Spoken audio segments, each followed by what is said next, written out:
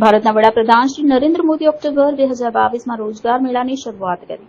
એક મહત્વાકાંક્ષી ભરતી પહેલ જેનો હેતુ દેશભરના 10 લાખથી વધુ પાત્ર યુવાનોને તબક્કાવાર કેન્દ્ર સરકારના વિવિધ વિભાગોમાં રોજગારની તક પૂરી પાડવાનો છે.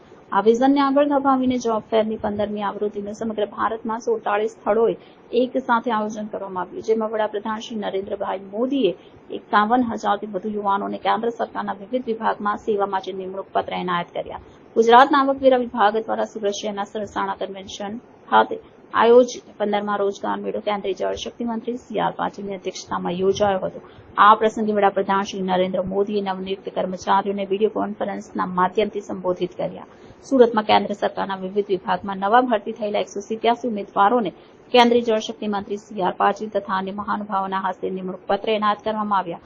આ પ્રસંગે મંત્રીશ્રીએ જણાવ્યું કે રોજગાર મેળો આપણા યુવાનોને નવી ઉર્જા સાથે સરકારી નોકરીઓમાં જોડાવા માટે તક પૂરી પાડે છે, જે આપણા દેશની અર્થવ્યવસ્થાને વેગ આપવામાં મદદરૂપ થશે. તેમણે કહ્યું કે 15મો જોબ ફેર એ યુવાનોને સશક્ત બનાવવા અને દેશના કાર્યબળને મજબૂત કરવા માટેનો બીજો સીમાચિહ્ન બનશે.